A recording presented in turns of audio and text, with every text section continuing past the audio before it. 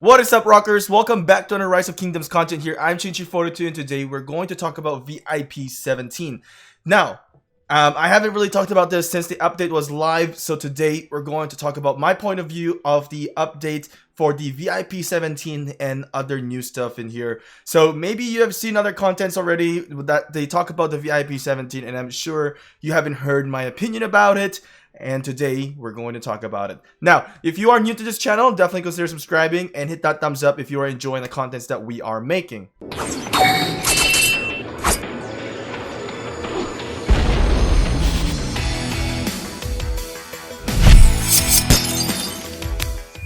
Alright, so VIP 17, it takes about 1 million VIP points to get to VIP 17.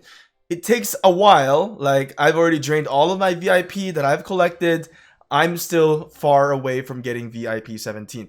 I am not as much as a big spender as what you guys really think. Honestly, I probably am at around in a moderate spender still compared to the amount of players that have spent so much in the game.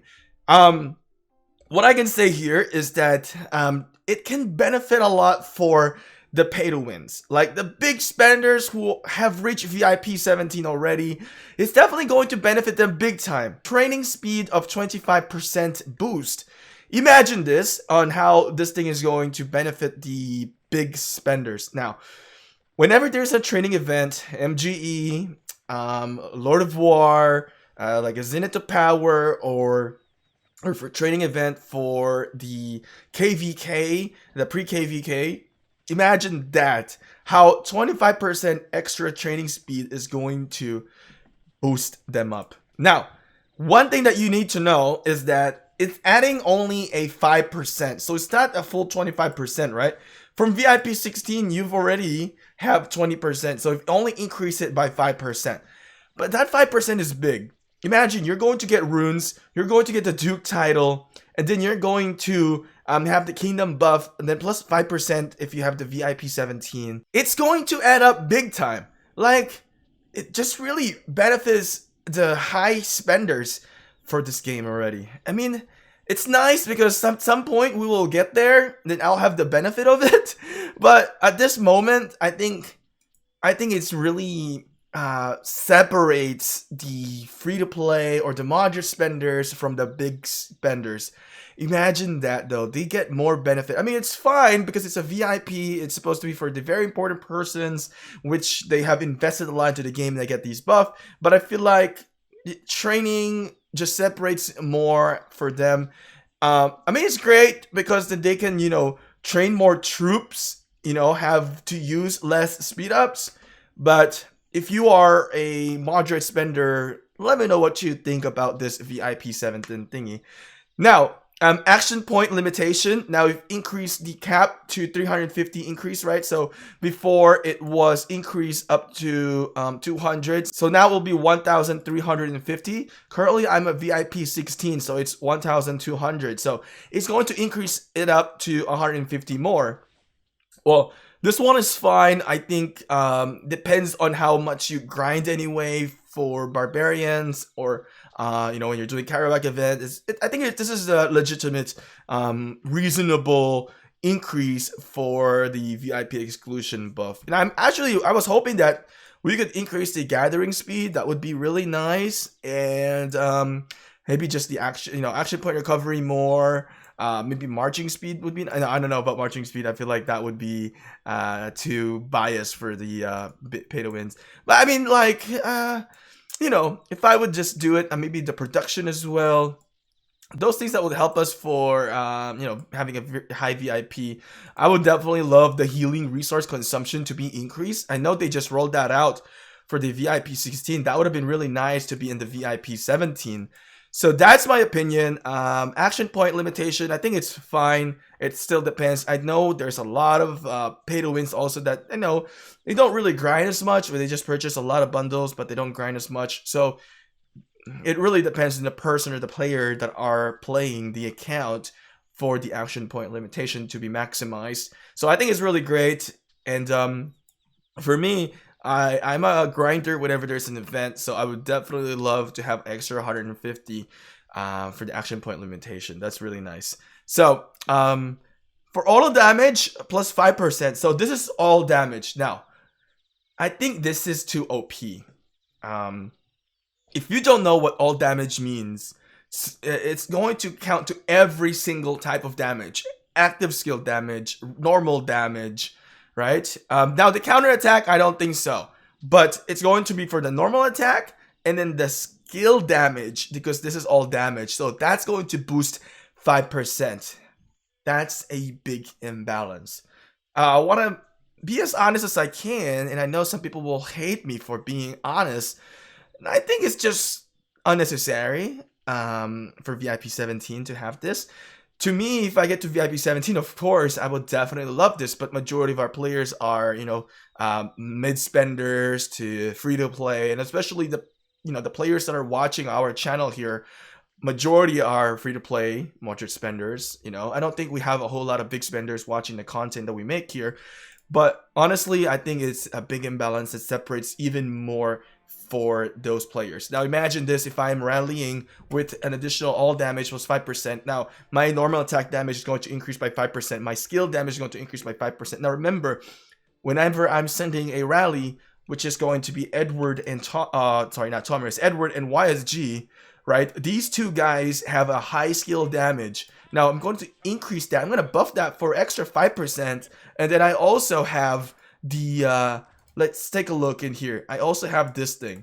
So the Saints Hallow. So that's also going to increase my skill damage up to 5%. So wow, right? It's going to separate big time. Let's say I have a guy that is only defending with VIP 16.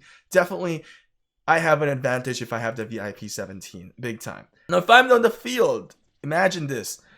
YSG on the field, AoE damage. Now I got extra 5%. Now, some of you guys may debate on me on here, that saying that no, it's only the normal attack damage. I've actually asked this before. What does the all damage meaning for this game? So it actually is going to benefit for the active skill damage as well. So I think, honestly, I mean, it's gonna take a very long time for somebody to get into VIP 17 who is just like a normal spender. Or, for me, like I said, I don't think I am to where like I spend a whole lot. I mean, I've spent a big amount, but comparing to the other players, I think they've spent 4 or 5 times more than I have.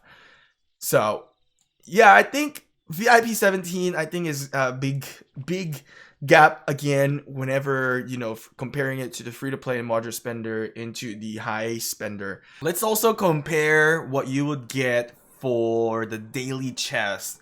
So on this one, what you can get is that you're gonna get extra level 3 material choice chests. So for this one, you only get 2. I think the resources pretty much the same, so it only increased by 1. Golden key the same. You don't get any legendary commander though extra, so it's still 3. Now if you're buying the special privilege, I'm sure this is gonna cost about $100. You get a legendary choice chest, which is really nice. That's pretty expensive, honestly. I think it's a very good, worth it if you're gonna buy the privilege. What I like about this is not really just the materials choice, but I mean, here you get 30. Comparing for this one, you only get 5. I think the worthiness of the choice of the chest here is really a lot. But what I like about this is that you get the 40 days speed ups, and here you don't get the speed up, but you do get a equipment. So I really like the Trial of Lost Kingdom also.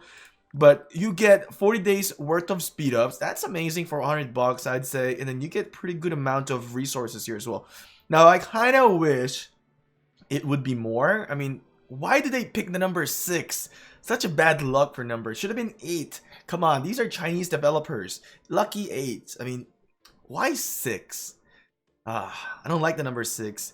8 would have been nice. 8888. That's a lucky Chinese number. But overall, I think this is a very worth it to buy. If I do reach VIP 17, I may consider buying this for the speed up. And of course, the equipment plays a major role now in Rise of Kingdoms. So you do need to be able to craft those high tier equipments. So let me know what you guys think about this one. I mean, how do you guys feel about it? Do you guys like it? What's your thought? And then, I mean, do you really want to get the VIP 17 as well? If you're a high spender, what's your goal? Like, do you want it as fast as you can, or do you just want to wait for it and slowly get and build up into getting to VIP 17? Now, some of the things that you know, updates wise that we have in here for Rise of Kingdoms. So I'm looking at this one. There is a Flight of Huron. This is going to be, you know, increasing the archer attack, which is really nice for me. I don't know yet if I'm gonna compete on this one. If I do, I'll have to buy a lot in the Past Glory Stage 1 to get a lot of action point for the next KVK. Because it says here that this will be awarded for the individual ranking during the Lost Kingdom Season of Conquest. So it's a big debate still. I'm not so sure if I'm gonna do it, because first it's gonna take a lot of grinding and then a lot of investment in the gems to get a lot of action points. I don't know yet. There are other stuff in here that are new. I think these are going to be for the Osiris League. Yeah, there we go, for Season 2. Troop defense, training speed. I think the training speed is really, really nice. Imagine if you have this and then you have VIP 17 as well. That's going to be legit, and it's going to further, you know, help you out more. For the troop defense, I already have the troop defense for the Season 2 KVK. This is going to be Osiris League 2. I don't really care about this, but it's nice for cavalry. What is this? Tears of Eternal. Archer plus 5%. I think this is nice. I think I can just get this for the Valentine's Day theme. I think this is gonna be nice. I don't have an archer attack. I think the last one back then for the archer attack was the Silent Night. When was this? It was a Christmas theme edition. So I didn't have this. I think it would be really nice if I have an archer attack. Now, it's a big debate, right? What do we want, really? Do we want the skill damage plus 5%, or do we just want the archer attack plus 5%? It's a very big debate, right? I don't know which one I want yet. Definitely the active skill damage is really nice because it benefits me a lot because I use a highly skilled commanders. Now this one is really nice too, plus 5% archer attack. But I don't know, this one is too nice. Like, I get plus 5% action point recovery too. So I'm sure I will be getting this, but I don't know if I'm going to use it as often because I really enjoy the skill damage. Because whenever I set up a rally, we do get swarm, and when we get swarm, this active skill damage that hits them, it's very massive.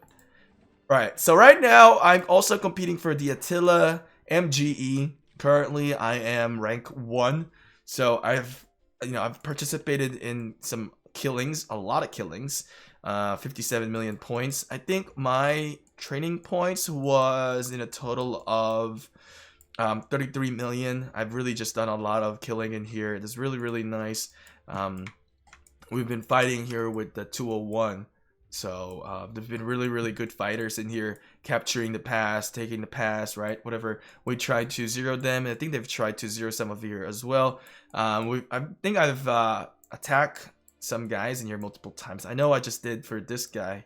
Whoa, I think he left already. There's a guy there that I was zeroing earlier this morning, but I don't know where he is now. I know he had some deaths.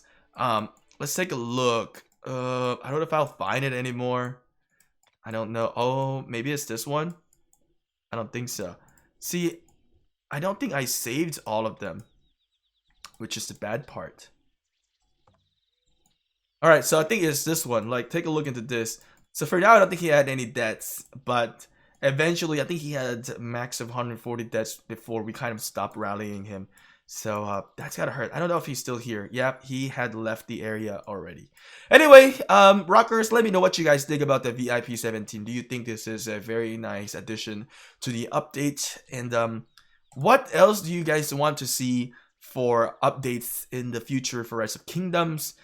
And also, I kind of want to pick your brains. I don't think I've done a video on this one yet, but for the skill system for the Ark of Osiris, I've actually mentioned to the devs that maybe we should have an individual skills instead of just an alliance skills where your leaders control the skills for every single one. I think that ruins the game for everyone, like the excitement of the play, right?